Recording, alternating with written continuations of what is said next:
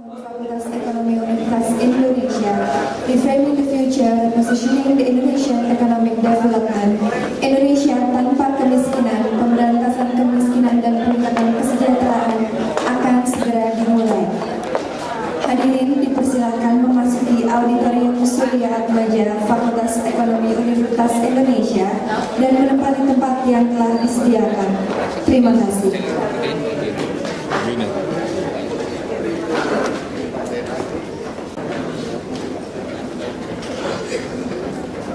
Bapak dan Ibu hadirin yang terhormat, salam sejahtera bagi kita semua.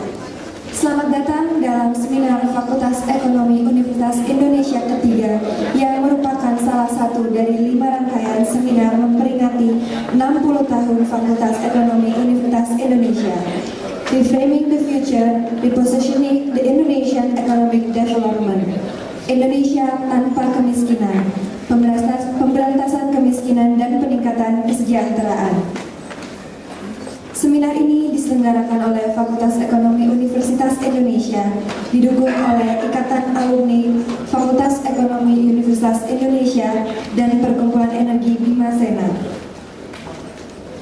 Acara ini terselenggara atas dukungan Bank BRI, Raja Wali Foundation, Pertamina, Bakri Capital Investment, dan Toyota Astra. Hadirin sekalian, sebelum memulai seminar ini, marilah kita menyanyikan lagu kebangsaan Indonesia Raya. Hadirin dimohon untuk berdiri.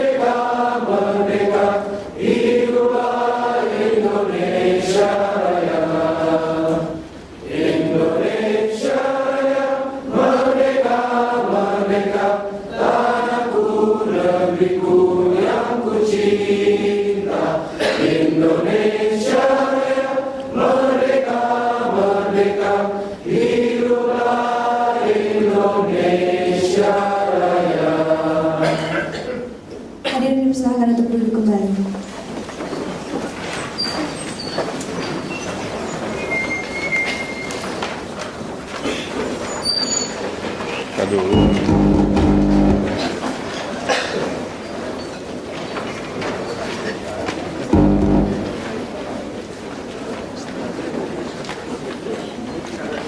Acara hari ini diawali oleh laporan Wakil Dekan Fakultas Ekonomi Universitas Indonesia mewakili Dekan Fakultas Ekonomi Universitas Indonesia, Bapak Yosi Pelukis, PhD.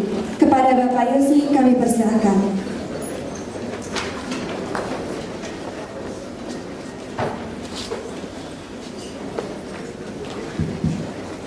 Assalamualaikum warahmatullahi wabarakatuh. Salam dan sejahtera bagi kita semua. Pertama-tama puji syukur kehadiran Allah SWT karena kita diberi kesempatan, kesehatan untuk bisa hadir di ruangan ini untuk berdiskusi, saling memberikan informasi tentang topik yang menjadi concern kita bersama. Selamat datang kami ucapkan kepada Bapak Ibu anggota Dewan Guru Besar FUI dan UI. Selamat datang kepada Bapak Harun Muziono.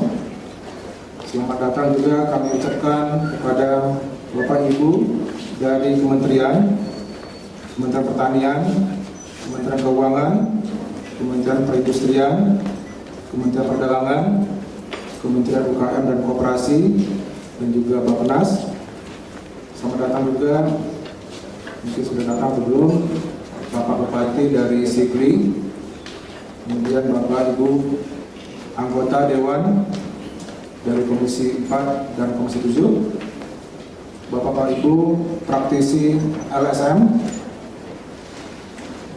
saudara dari media, Bapak Ibu dari perguruan tinggi yang lain, kemudian praktisi usaha dan juga UKM, juga tak lupa pada staf pengajar, staf peneliti dan mahasiswa UI dan FUI yang saya sayangi. Kami juga ingin mengucapkan terima kasih kepada Bank Rakyat Indonesia atas dukungannya, dan juga dari Raja Wali Foundation, dan terutama kepada Profesor Subroto dari Bimasena dan teman-teman yang memprakarsai dan juga sangat memberi semangat untuk persiapan maupun pelaksanaan dari seminar ini. Pak Michael dari Bimasena, terima kasih juga kepada teman-teman yang saya kira persiapan untuk seminar ini melebihi dari seminar sebelumnya. Kalau seminar sebelumnya kita hanya cukup rapat 2-3 kali. Untuk yang masalah kemiskinan kita sampai hampir 10 kali Pak ya. Setiap 2 minggu sekali kita rapat dengan Sena untuk mempertajam dan juga memberi arahan kepada topik kemiskinan yang akan kita bahas hari ini. Juga terima kasih kepada Iluni sebagai koordinator acara ini, terutama juga pada teman-teman FUI yang sudah mempersiapkan acara ini, baik yang acara seminar ini maupun seminar sebelumnya. Karena seminar ini sebetulnya rangkaian dari 5 seminar yang kita rencanakan. Seminar pertama sudah kita laksanakan bulan November 2010. Topiknya adalah mengenai ekonomi makro dan globalisasi. Kemudian yang kedua kita laksanakan bulan Februari dengan topik kelautan. Tapi untuk tahun 2005 kita punya mata kuliah ekonomi kemiskinan. Di FUI D1 kita menjadikan satu mata kuliah, satu semester mahasiswa mengambil mata kuliah kemiskinan dan pemerataan. Bahkan di MPKB kita menjadikan berupa konsentrasi kemiskinan. Ada 3 mata kuliah, kemiskinan, pemerataan dan yang publik, kemudian ada masalah community development, dan ada seminarnya. Bahkan di Cenderawasih mereka cukup bersemangat untuk membuat program studi mengenai kemiskinan.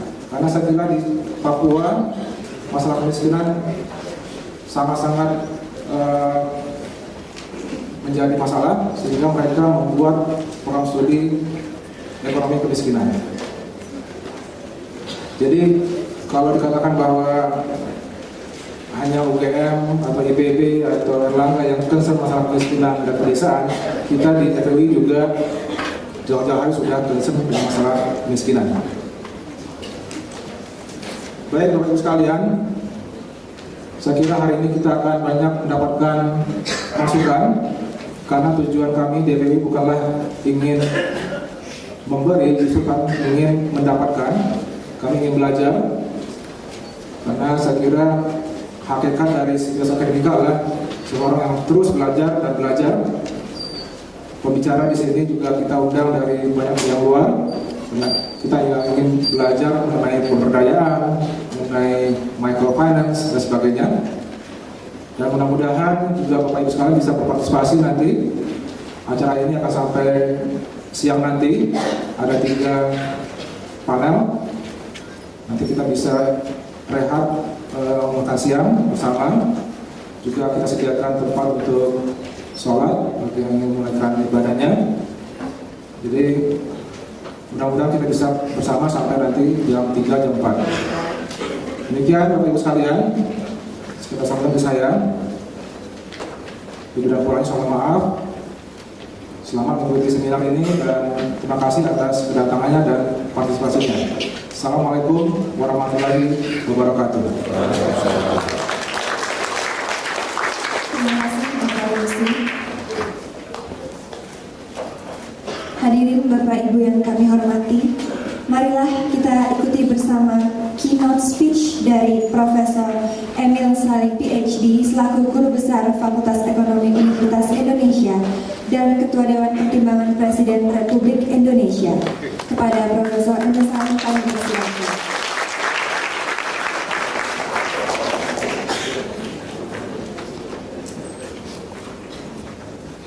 Assalamualaikum warahmatullahi wabarakatuh. Selamat pagi, selamat berbahagia. Saudara sekalian, di dalam ilmu ekonomi ada studi kebijakan ekonomi. Intinya adalah bagaimana mengalokasi sumber ekonomi agar mencapai sasaran yang ingin ditetapkan oleh para penyusun kebijakan. Karena itu sangat penting untuk menilai bagaimana sasaran kebijakan dari para pemimpin-pemimpin kita 20 Mei yang lalu yang menetapkan keinginan melaksanakan master plan percepatan dan perluasan pembangunan ekonomi Indonesia 2011-2025.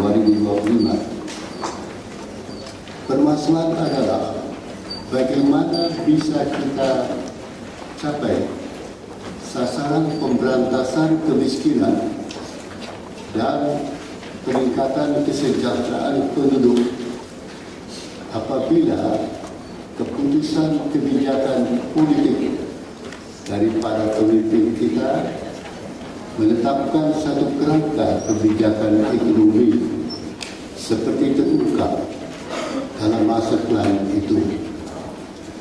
Master plan itu sendiri tentu masih bisa dikaji dari sudut ilmu, teori, tepat atau tidaknya. Saya ingin menyorot master plan itu dari sudut bagaimana ia bisa mencapai sasaran kita pemberantasan kemiskinan dan peningkatan kesejahteraan penduduk. Konsep utama dari MP3EI itu adalah visi konektivitas nasional, yaitu terintegrasi secara lokal, terhubung secara global melalui pembangunan koridor ekonomi 1 Sumatera sebagai sentra produksi dan pengolah hasil bumi dan lumbung energi nasional, koridor ekonomi 2 Jawa, pendorong industri dan jasa nasional, koridor ekonomi 3 Kalimantan, pusat produksi dan pengolahan hasil tambang dan lumbung energi, koridor ekonomi 4 Sulawesi, pusat produksi dan pengolahan hasil pertanian, perkebunan, perikanan, migas dan pertambangan, koridor ekonomi 5 Bali Nusa Tenggara, pariwisata dan pendukung pangan nasional, dan koridor ekonomi 6 Papua dan Kepulauan Maluku, pusat pengembangan perikanan dan energi. Pengembangan wilayah menurut keunggulan diharap bisa memacu pengembangan infrastruktur ditopang oleh sistem transportasi nasional dan sistem logistik. Saudara sekalian, yang penting kita angkat adalah bahwa koridor-koridor ini dan kecepatan pembangunan tidak berjalan dalam kondisi vakum sosial. Percepatan dan perluasan pembangunan perlu memperhitungkan kondisi sosial yang berada di tiap-tiap provinsi tersebut. Karena itu, saya mencoba mengangkat indikator sosial dari masyarakat yang ada di setiap koridor itu, dan ingin membatasi diri pada kriteria yang relevan dengan pemberantasan kemiskinan dan perluasan kesejahteraan penduduk. Maka, berdasarkan laporan dari Bappenas dan Biro Pusat Statistik, diangkat 6 indikator kesejahteraan, yaitu 1. Tingkat kemiskinan seperti terwakili pada persentase penduduk di bawah garis kemiskinan nasional dari garis nasional, lantas itu dijadikan tolok ukur melihat posisi dari masing-masing provinsi. 2. Kondisi employment diukur menurut rasio kesempatan kerja terhadap penduduk usia kerja. 3. Gambaran kualitas generasi masa depan. Bagaimana generasi masa depan diukur menurut prevalensi anak balita kurang gizi. 4. Fasilitas pelayanan kesehatan yang mempengaruhi tingkat kematian ibu melahirkan diukur menurut persentase pertolongan persalinan ibu oleh tenaga kesehatan terlatih. 5. Tingkat pendidikan menurut angka elektoral penduduk 15-24 tahun dan indeks pembangunan manusia tahun 2009. 6 indikator ini diambil 10 provinsi terburuk, berarti yang berada di bawah tingkat rata-rata nasional. Dan apa yang kita bisa tarik kesimpulannya? Bila diukur 10 provinsi terburuk pada 6 indikator ini, maka kita lihat dan menarik kesimpulan bahwa pertama, koridor ekonomi Jawa mencatat angka indikator kesejahteraan penduduk yang paling maju. Jawa adalah termaju di dalam 6 indikator kemiskinan dan kesejahteraan penduduk. Tetapi Provinsi Banten memperoleh rasio kesempatan kerja dan indeks IPM, pembangunan manusia, Human Development Index, yang paling rendah di bawah rata-rata nasional. Dan Jakarta, walaupun tergolong dalam pembangunan yang tercepat, pendapatan yang tinggi, namun di dalam rasio kesempatan kerja masuk dalam kelompok daerah provinsi yang buruk rasio kesempatan kerjanya. Ini berarti bahwa pola tenaga kerja atau investasi yang berjalan tidak sebanding dengan daya serap penduduk yang mencari kerja. Koridor ekonomi satu adalah Sumatera, tergolong nomor 2 di dalam kategori 6 kesejahteraan penduduk tadi. Tetapi Aceh, Bengkulu, dan Lampung berada dalam tingkat kelompok yang buruk dari sudut kemiskinan. Riau dan Bangka Belitung rendah dalam kesempatan kerjanya, dan Aceh buruk dalam kurang gizinya. Jadi, walaupun Sumatera lebih baik dari lain-lain, namun Aceh, Bengkulu, Lampung, dan Riau, Bangka Belitung masuk kelompok yang kurang memuaskan. Tampaklah kalau kita lihat mengapa Aceh, mengapa Bengkulu, mengapa Lampung, dia terletak di belah barat Sumatera, jauh dari konektivitas kegiatan penduduk. Koridor ketiga, Kalimantan, tergolong nomor 3 yang maju, angka indikator kesejahteraan penduduknya, tetapi Kalimantan Barat rendah dalam kesehatan, pendidikan, dan indeks pembangunan manusia. Kalimantan Selatan rendah dalam kelompok anak bergizi dan indeks pembangunan manusia, dan Kalimantan Tengah rendah dalam anak yang cukup gizinya. Kemudian, kalau kita periksa seluruh 6 indikator ini, maka seluruh 6 indikator provinsi yang berada di bawah tingkat nasional adalah koridor 4 dan 6, yaitu Sulawesi, Bali Nusa Tenggara, dan Papua Kepulauan Maluku. Di seluruh indikator kesejahteraan, mereka menunjukkan tergolong di bawah rata-rata nasional.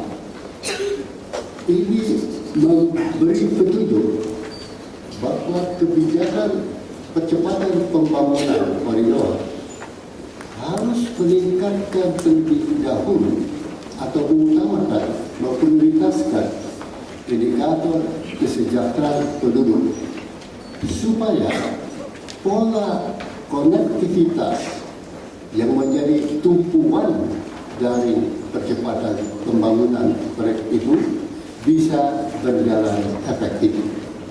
Dan sebaliknya, pola konektivitas ke daerah perlu mendorong pengembangan kesejahteraan penduduk. Koridor 4-6 ini diprioritaskan, dan semua ini berada di Indonesia bagian timur, east of Makassar, yang terdiri dari ribuan pulau dan sangat tergantung pada konektivitas angkutan laut dan udara. Dan selama ini konektivitas angkutan laut udara masih tertinggal, maka pembangunan Indonesia bagian timur sulit berkembang dan penduduknya terperangkap dalam ketertinggalan kesejahteraan penduduk. Karena itu, saudara sekalian, di dalam rencana strategi pemberantasan kemiskinan adalah penting bahwa kita harus bertolak dari satu pendapat bahwa Indonesia bukan kontinen.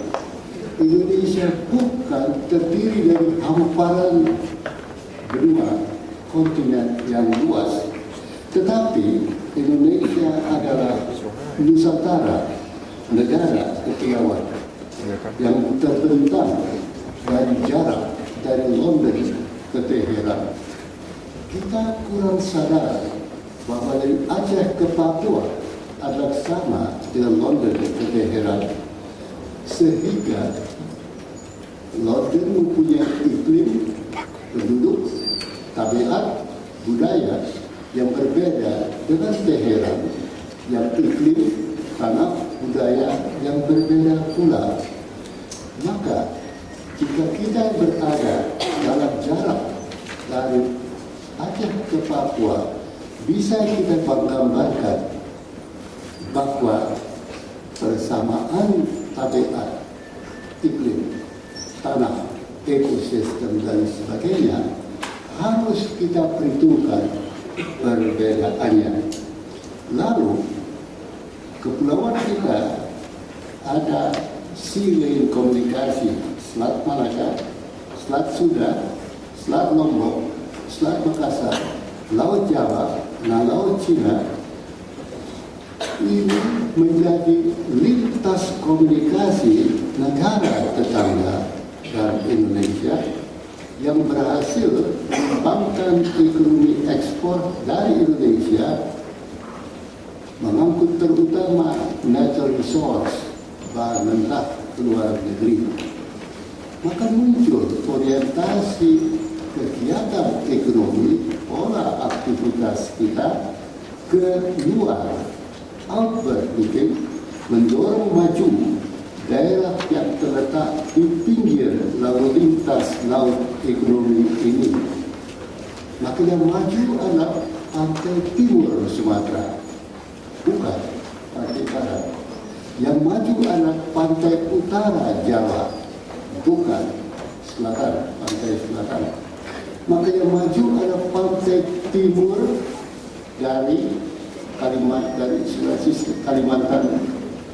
Timur, barat dari Kalimantan, Pulau Kalimantan, tapi bukan Kalimantan Tengah. Maka kalau kita lihat peta kegiatan ekonomi kita, peta adanya himpunan kota-kota atau kegiatan distrik, maka tampak dia berada pada sea lane of communication sepanjang Selat Malaka, Lautan Jawa, Selat Makassar dan sebagainya. Tetapi di luar sea lane itu, di Lautan India sampai ke kawasan Lautan Banda ke timur, praktis kurang tersentuh oleh gerak pembangunan. Maka, saudara sekalian, tampaklah bahwa tekanan aksentuasi pembangunan kita berat pada Indonesia bagian barat, kurang pada Indonesia bagian timur. Padahal kita ingin mencanangkan negara kesatuan Republik dari Sabang ke Merauke. Maka kebijakan konektivitas seperti dicanangkan oleh RP3 ini penting, namun perlu menekankan konektivitas RI Timur dengan Barat sebagai fokus sentral strategis tersebut. Tetapi mengapa Timur kurang begitu mendapat tekanan dalam konektivitas? Karena muatan balik return kargo dari Timur tidaklah tinggi, ia kurang, sehingga muatan kurang, sehingga angkutan dari barat ke timur memikul double cost, biaya double, menutup biaya timur ke barat yang kurang. Karena itu, dalam melaksanakan MP masa plan ini, perlu intervensi aktif pemerintah menempuh kebijakan pembangunan holistik, mengembangkan 5 jalur pembangunan sekaligus dengan fokus pada pemberantasan kemiskinan dan peningkatan kesejahteraan penduduk. Yang kita lihat, daerah timur ini, daerah yang tertinggal, daerah yang tidak punya muatan balik, adalah daerah yang tertinggal pembangunan sosial kesejahteraan penduduknya. Maka bottleneck ini harus diatasi dahulu. Setiap usaha menanamkan modal besar, seperti halnya contoh Freeport, di tengah lautan ketertinggalan sosial, tidak punya dampak pada pengembangan sosial kawasan sekitarnya. Jadi harus ada pengutamaan kerangka infrastruktur kesejahteraan sosial agar dapat menampung gerak investasi tersebut. Harus ditingkatkan daya tampung investasi oleh masyarakat setempat dengan meningkatkan kesejahteraan sosialnya. Karena itu, saudara sekalian, jika kita ingin mensukseskan program Master Plan Percepatan dan Perluasan Pembangunan Ekonomi Indonesia, maka prerequisite, syarat mutlak adalah bahwa tingkat basic infrastruktur kesejahteraan penduduk, terutama di daerah timur, harus dikembangkan terlebih dahulu, sehingga pemberantasan kemiskinan dan pengembangan kesejahteraan penduduk adalah prasyarat pembangunan suksesnya perluasan percepatan pembangunan ekonomi. Maka bagaimana kita sukseskan MPI untuk Indonesia Timur? Pertama, bangun infrastruktur konektivitas yang reguler, teratur, listrik energi, jadi bukan hanya kota, tapi listrik dan energi, air minum, dan sarana terkait di Indonesia Timur untuk menaikkan daya tampung produk pembangunan dari luar dengan dukungan dan semua infrastruktur itu dengan dukungan dana publik, public investment, menggarisbawahi dalil pembangunan konektivitas. The trade follows the ship. Ship dulu masuk, baru trade jalan. Tanpa ship masuk, trade di Indonesia Timur tidak bisa tumbuh. Pada kalau di Jawa ada trade, ship masuk. Kalau di Eropa, trade, ship masuk. Tapi di daerah yang tertinggal jauh, trade follows the ship. Karena dana publik perlu, kenapa? Karena tidak ada kapal mau ke timur, karena tidak ada muatan. Maka dana publik subsidi pemerintah perlu untuk menutup ongkos di bawah ongkos rata-rata. Kekurangan itu ditutup oleh dana publik. Angkutan konektivitas ke timur memerlukan subsidi angkutan untuk melancarkan pembangunan. Dua adalah pendidikan massal di Indonesia Timur.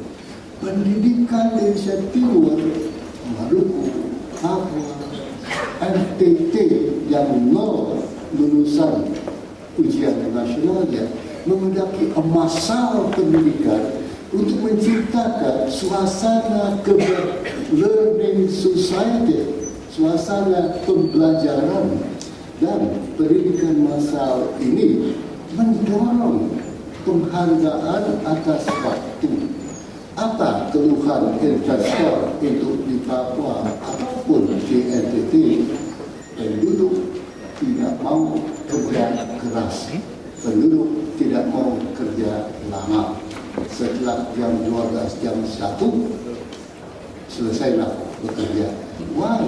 Karena memang pemahaman dari pendidikan masih rendah, dan itu menghendaki suasana iklim pembelajaran learning atmosphere. Dan itu menghendaki pendidikan massal, dan di dalam pendidikan massal itu sangat penting adanya intervensi, kooperasi, kerjasama dari teman-teman Indonesia Barat ke Timur. 3. Adalah tingkatkan pelayanan kesehatan. Yang dimaksud adalah menggalakkan mobilisasi tenaga kesehatan dengan rangsangan dan wajib kerja jika untuk mengajar keahlian dan spesialisasi. Puskesmas tidak punya dokter yang lengkap, tidak ada tenaga membantu ibu melahirkan. Karena itu tingkat kematian ibu waktu melahirkan lebih tinggi di Papua dari di Vietnam. Padahal kita jauh pendapatannya di bawah kita. 4 adalah kebijakan afirmatif, pengutamaan berpihak pada daerah terbelakang di RI Timur menjadi ukuran keberhasilan perbankan. Ukuran keberhasilan perbankan adalah tercapainya zero non-performance loan, dicapainya cukup keuntungan, dicapainya macam-macam ukuran keberhasilan yang hanya bisa dicapai kalau bank memberi kreditnya ke Indonesia Barat, terutama di Jawa. Maka 75% volume kredit perbankan mengalir ke Jawa. Dan sedikit ke Indonesia Timur. Kenapa? Biaya menyusun memberi kredit proyek di Timur 1 juta, biaya kredit 1 juta lebih tinggi dari biaya kredit 100 juta di Pulau Jawa. Nah, kalau keuntungan, kalau non-performance loan menjadi kriteria keberhasilan bank, tentu saya sebagai direksi bank mengalokasi kredit ke Jawa dan tidak ke Indonesia Timur. Padahal kita mau membangun negara kesatuan Republik dari Sabang ke Merauke. Mungkin enggak sistem insentif perbankan memperhitungkan NKRI itu? Bagaimana Bank Dunia mengembangkan International Finance Corporation yang secara sadar dibangun mendorong daerah-daerah tertinggal di bumi global ini. Maka sering-sering saya melihat peta RI, saya tampak ada persamaan antara daerah developed dan underdeveloped Indonesia. Developing Indonesia adalah RI Barat dan least developed Indonesia adalah RI Timur. Maka mungkin tidak kita pakai strategi seperti halnya Bank Dunia dengan IFC-nya, seperti halnya UNDP dengan tactical assistance-nya dan sebagainya. Maka Bapak sekalian, perlu kemudian kelima, kerjasama antar kementerian pemerintah pusat dengan pemerintah daerah Indonesia Timur untuk bantuan tenaga teknis meningkatkan efektivitas governance Pemda di Timur. Apa persoalan di RI Timur? Bukan kekurangan dana, tapi kekurangan daya absorpsi anggaran, sehingga carry over dari anggaran besar sekali. Karena itu saudara sekalian, kalau negara maju memberikan tactical assistance ke negara berkembang, mungkinlah RI Barat, Departemen yang memberi tactical assistance ke pemerintah daerah di Timur. Tapi sekalian, semangat yang ingin saya kembangkan adalah bukan semangat daerah untuk Indonesia, hasil-hasil kekayaan pendapatan daerah untuk pajak nasional saja. Penting, tapi tidak itu saja. Yang penting adalah bagaimana Indonesia masuk ke daerah. Sehingga Indonesia memerlukan mata rantai yang kuat di seluruh wilayah tanah air. Apabila mata rantai kesejahteraan Indonesia Timur itu lemah, maka lemahlah mata rantai kesejahteraan seluruh bangsa kita. Saudara-saudara sekalian, di masa lampau ada di masa dulu Amerika Serikat ketika dulu mengenal sebuah yang Go West yang baik. Kereta api disusul dibangun dari Amerika Timur ke Barat di tengah hamparan tanah yang kosong. Ketika itu tidak ada orang bertanya apa benefit cost ratio membuat kereta api ke West Amerika. Tidak ada traffic density dari timur ke barat Amerika. Namun cita-cita para pemimpin Amerika ketika itu adalah menyatukan Amerika Timur dengan Barat, membangun kereta api at all cost. Saya punya mimpi, bisa tak kita di Fakultas Ekonomi juga mengembangkan semacam economics of frontier itu, bahwa economics of frontier yang kita perlukan di Asia Timur yang tidak perlu, tidak hanya bisa diandalkan pada benefit cost ratio, pada traffic density dari A ke B, tapi membuka satu totalitas yang pembangunan sosial, kesejahteraan, kemiskinan, dan pembangunan ekonomi.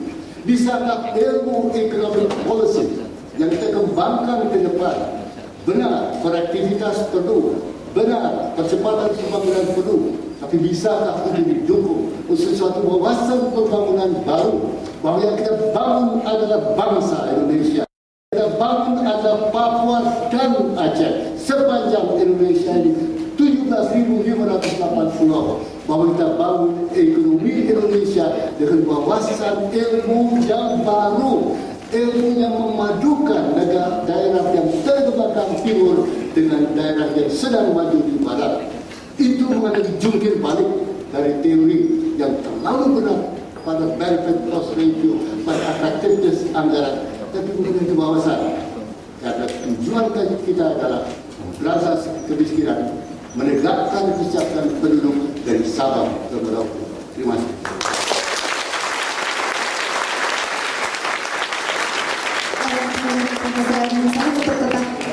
Untuk diberikan cenderamata Pak. Mohon maaf Pak, kepada Profesor Salim untuk di atas panggung karena akan diberikan cenderamata, dan kami mengundang Wakil Dekan Fakultas Ekonomi Universitas Indonesia Bapak Yosi untuk menyerahkan cenderamata.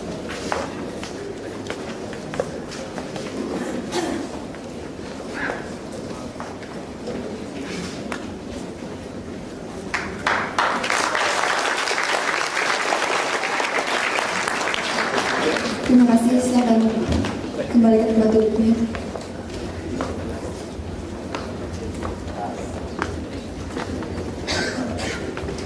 Selanjutnya, marilah kita bersama mendengarkan keynote speech yang kedua dari Profesor Muhammad Ihsan, PhD, selaku Guru Besar Fakultas Ekonomi Universitas Indonesia dan Staf Khusus Wakil Presiden Republik Indonesia. Kepada Bapak Muhammad Ihsan dipersilakan untuk ke atas panggung.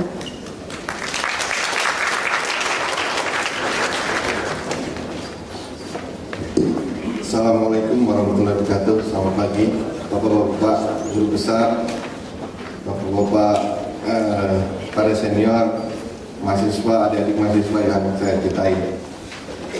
Saya pikir barusan saya lagi mendengar pidato Presiden tahun 2014. Sayang pidatonya adalah seorang senior yang sudah berumur, saya kira tidak masuk lagi di dalam lingkaran pada tahun 2014.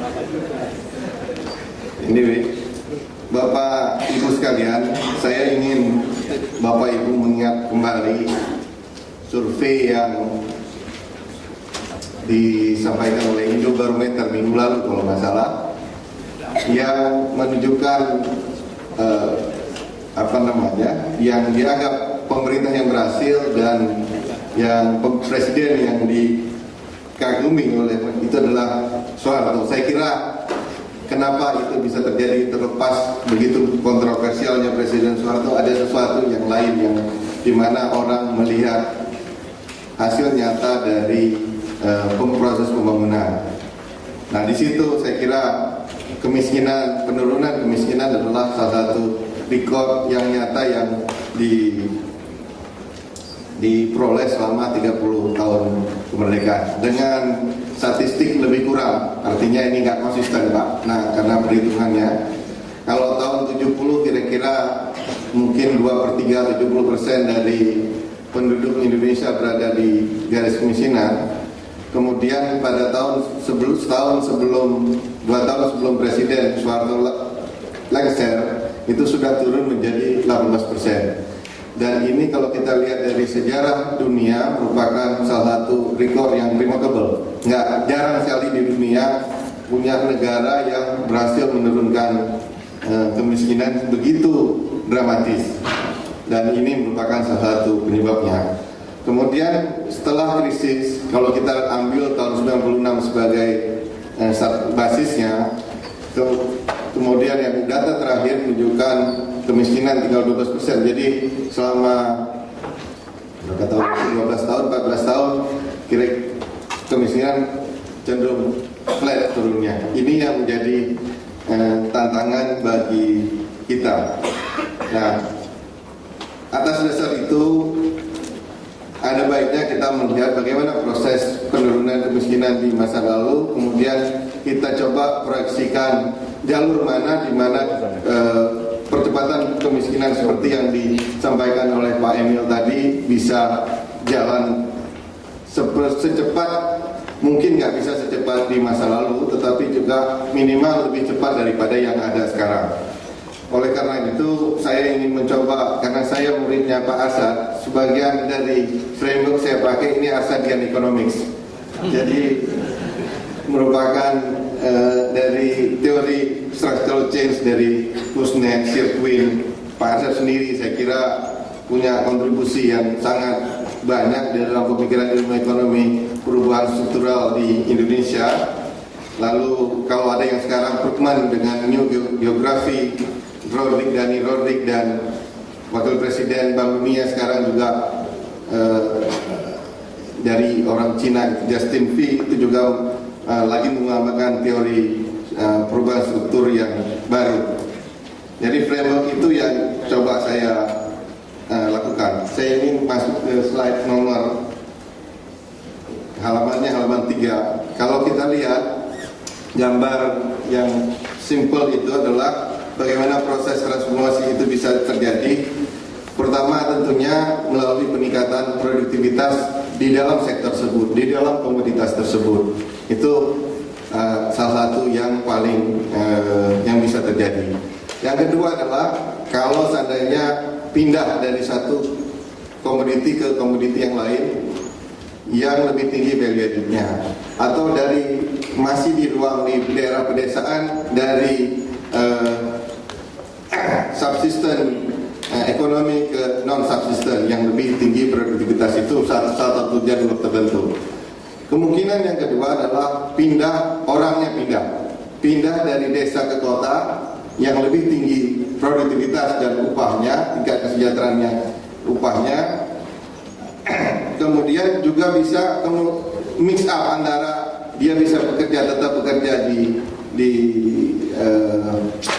pertanian tapi mencari pendapatan di sektor non pertanian atau di desa dan kota. Jadi multiple jobs itu mungkin bisa terjadi. Next slide. Nah, kalau kita lihat perkembangan yang ada di masa yang lalu dari hasil salah satu penelitian Neil McCullough, kira-kira di masa lalu 50-60% dari penyebab penurunan kemiskinan rekor yang tadi saya sampaikan berasal dari peningkatan produktivitas within the sector, within pedesaan. Kemudian yang kedua itu terjadi pada era 70-an sampai 80-an. Pada saat Pak Emil masih jadi wakil ketua kepala Bappenas. Nah, kemudian yang sesudah Pak Marlim menjadi ketua Bappenas pada saat itu berubah dari pertanian pindah ke industri. Jadi ada transformasi ketenagakerjaan di daerah di situ. Jadi dari tadinya bekerja di sektor pertanian pindah menjadi buruh bekerja di sektor industri padat karya seperti tekstil, terutama tekstil dan sepatu. Itu yang proses yang terjadi. Nah, ke depan saya kira next slide kalau kita lihat, apakah masih ada ruang ke sana? Ruang peningkatan produktivitas di pertanian itu makin terbatas. Kenapa makin terbatas? Bapak Ibu lihat dari data penguasaan lahan, makin lama makin sempit. Dan jumlah orang petani gurem juga meningkat. Artinya space untuk kita meningkatkan produktivitas itu menjadi berkurang. Yang kedua, teknologi di dalam pertaniannya sendiri itu stagnan. Produktivitas beras pada saat Pak Emil memulai dulu tahun 70-an itu masih sekitar 1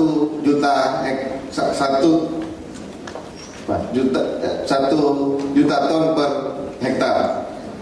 Kemudian naik menjadi sekitar 5 juta. Ya. Tapi sekarang setelah 5 juta stagnan di 5-6, nggak banyak naik lagi. Kalau pertumbuhannya juga tidak banyak lagi, sehingga ruang space untuk meningkatkan produktivitas di within the sectors itu sudah berhenti. Mungkin lambat, ya. Yang mungkin terjadi ke depan adalah bagaimana mendorong perubahan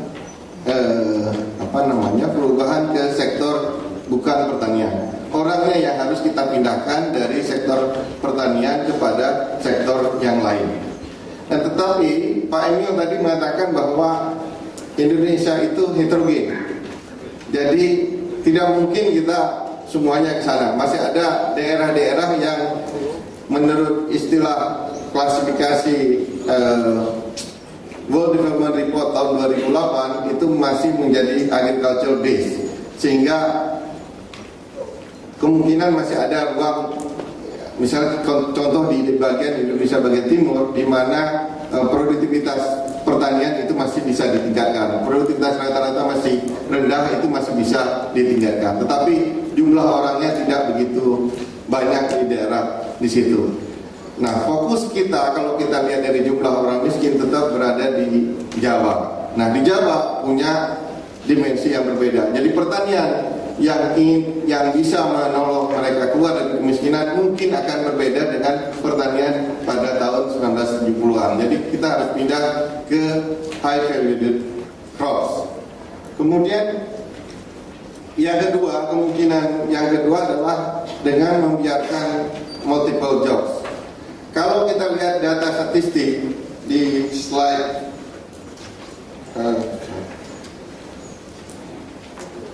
kalau kita lihat data statistik underemployment, sebagian besar penduduk yang waktu kerjanya kurang dari waktu kerja normal adalah petani. 56% itu adalah petani. Artinya challenge kita adalah bagaimana mengekonomiskan waktu mereka sehingga mereka bisa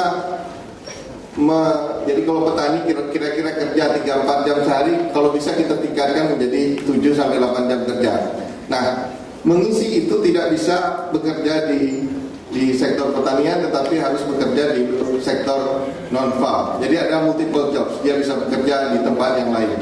Nah, selama ini yang menjadi favorit dari para petani itu adalah bekerja di sektor konsumsi pada saat bukan musim tanam. Jadi kerja, kalau Bapak Ibu lihat orang dari Jawa Barat itu naik kereta api dari Lebak pergi ke Jakarta, dari kampungnya Pak Arsad Kuningan pergi ke Jakarta, itu merupakan sebagian besar bekerja multiple jobs sebagai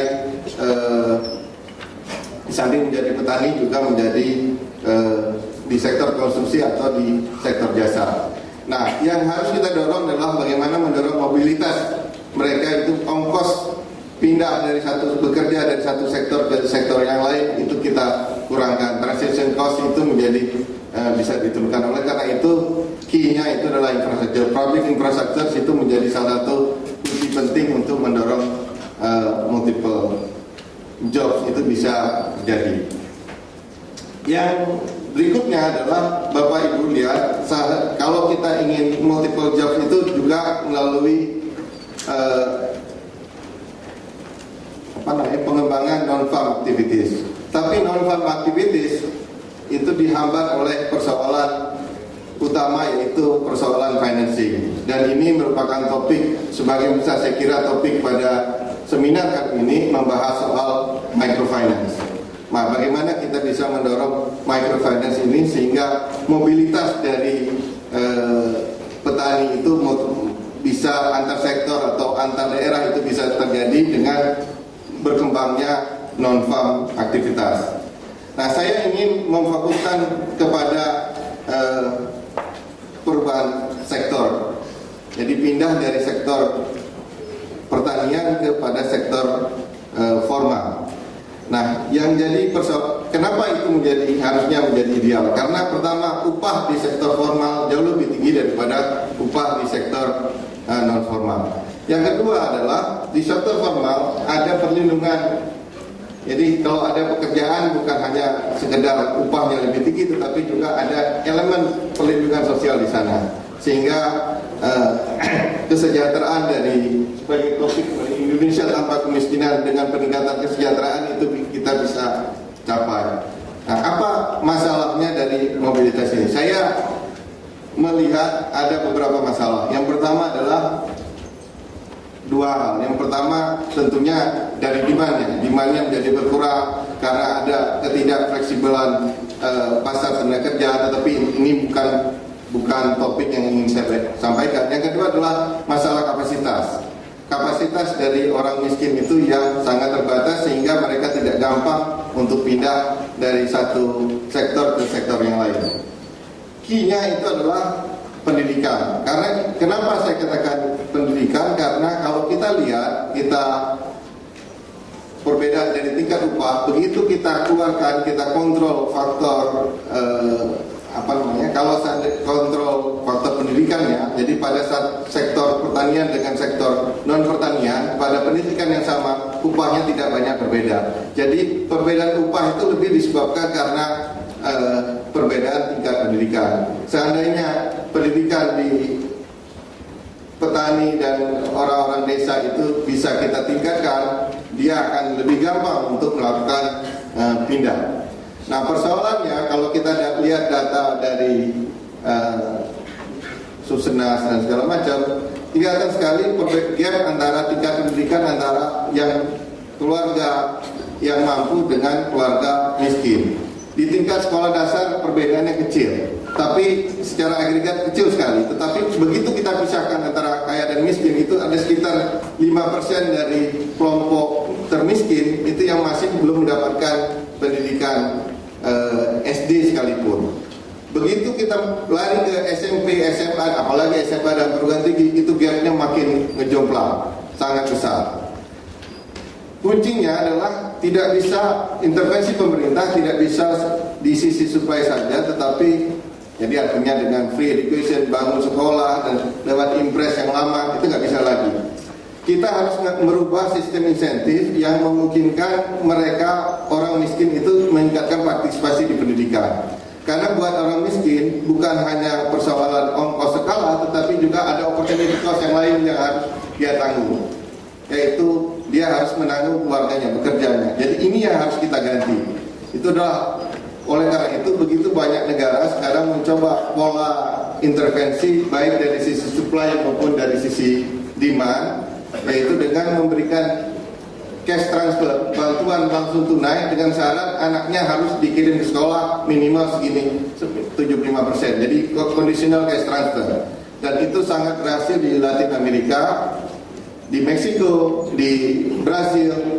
Mereka bukan hanya berhasil menurunkan kemiskinan, tetapi juga memperkecil distribusi pendapatan. Kita punya program PKH yang sampai sekarang masih belum banyak dikembangkan. Kemudian yang saya ingin melihat pada aspek yang lain. Kalau kita bandingkan pada topik hari ini adalah pendidikan dan microfinance, saya kira microfinance lebih banyak ditujukan kepada bagaimana cara berpikir kita lebih banyak untuk mendorong mereka menjadi pengusaha. Saya tidak terlalu yakin bahwa mayoritas, bukan tidak berarti pengembangan dari pengusaha itu tidak penting, tetapi lapisan dari orang itu, sebagian besar dari orang itu bukan hanya keluarga miskin, itu tetap akan menjadi pekerja. Jadi pendidikan itu tetap menjadi kunci utama bagi kalau upaya kita untuk melakukan percepatan kemiskinan. Nah, lagi pula di pasar tenaga kerja yang selalu menjadi patokan screening proses itu adalah ijazah. Kalau bapak ibu tidak punya anaknya tidak punya ijazah, screening pertama di bagian administrasi saja sudah ditolak. Jadi akan selalu tersingkir. Jadi ijazah itu menjadi salah satu penting. Oleh karena itu pendidikan merupakan kunci bagi kalau kita ingin mempercepat perpindahan melepas keluarga miskin itu dari perangkap kemiskinan. Yang terakhir Bapak Ibu, sekarang bagaimana peran dari pemerintah? Saya kira tidak ada yang baru dari peran dari pemerintah. Cuma masalahnya kalau kita lihat di microfinance, di dalam pendidikan itu kelihatan sekali adanya kegagalan mekanisme pasar. Kegagalan mekanisme pasar sebetulnya sangat mendukung intervensi dari pemerintah seperti yang dikatakan oleh Pak Emil. Tetapi sejarah juga menunjukkan kegagalan pemerintah pun begitu banyak. Jadi report juga balance antara secara teoritis kelihatan bahwa memerlukan intervensi pemerintah, tetapi evidence juga menunjukkan kegagalan pemerintah juga eksis, ada. Dan saya kira untuk yang kecil, UKM dan segala macam, evidence-nya billion US dollar kita sudah keluarkan untuk melakukan di seluruh dunia untuk menolong orang miskin, intervensi dari pemerintah. Nah, sekarang yang harus kita cari bagaimana mix yang tepat dari peran pemerintah tersebut. Nah, tapi saya berpendapat bahwa nomor satu tetap balik lagi ke teori dasarnya, bagaimana pemerintah itu bisa menyediakan public goods, basic public goods seperti iklim berusaha, kemudian hukum, law and order, lalu kemudian pendidikan, kesehatan seperti yang telah diuraikan oleh Pak Emil. Tetapi yang lebih penting lagi adalah bagaimana kita membuat, lagi-lagi saya mengutip perkataan Pak Emil tadi, adalah holistic approach. Karena saya kira banyak sekali studi yang menunjukkan impact dari komplementaritas dari investasi itu sangat jauh lebih tinggi dibandingkan dengan, jadi kalau kita invest satu-satu itu returnnya tinggi, tetapi kalau kita lakukan secara bersama, returnnya berlipat ganda bagi ekonomi, returnnya bagi pemerintah. Jadi kemudian yang terakhir Bapak Ibu sekalian adalah pengalaman kegagalan pemerintah itu juga menuntut suatu institutional development di dalam pemerintah sendiri. Jadi apalagi buat kita, di mana kita melakukan perubahan dari sistem yang sentralistik menjadi sistem yang decentralized, itu kelihatan sekali gap yang cukup besar kapasitas pengelola pemerintah di satu provinsi dengan provinsi lain, di antara kabupaten dengan kabupaten lain, di antara pemerintah pusat dengan pemerintah daerah. Gap ini jelas harus ditutupi kalau seandainya apa yang dikatakan oleh Pak Emil tadi, kita ingin pindah. gap yang paling besar, saya kira kemampuan yang paling rendah itu ada di Indonesia Timur. Jadi bagaimana kita mempuring money there, sementara orang seperti yang terjadi di Papua, uangnya begitu banyak, kemudian sampai hari ini kita belum melihat hasilnya karena persoalan kapasitas pengelola di lapangan itu sangat rendah. Tentunya governance itu menjadi salah satu isu. Saya kira demikian pidato dari saya, karena waktu saya sudah diambil oleh Pak Emil tadi. Saya memotong lebih pendek supaya acara hari ini bisa berjalan sesuai dengan jadwal. Terima kasih. Wassalamualaikum warahmatullahi wabarakatuh. Terima kasih banyak. Bisa bertanya untuk memberikan sumber data yang akan diserahkan oleh Profesor Subroto. Pak Muhammad Iksan bisa ke depan panggung untuk menerima cenderamata. Saya udah punya dua, Pak.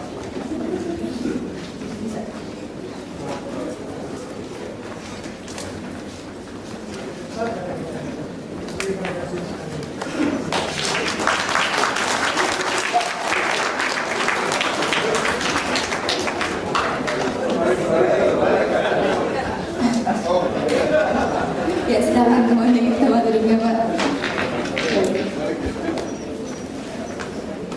Ya, hadirin sekalian, sebelum memasuki sesi pertama seminar 60 tahun Fakultas Ekonomi Universitas Indonesia, Indonesia tanpa kemiskinan, pemberantasan kemiskinan dan peningkatan kesejahteraan, marilah sejenak kita rehat kopi selama 15 menit. Hadirin dipersilakan untuk menikmati rehat kopi di lobi dekanat Fakultas Ekonomi Universitas Indonesia. Selamat menikmati.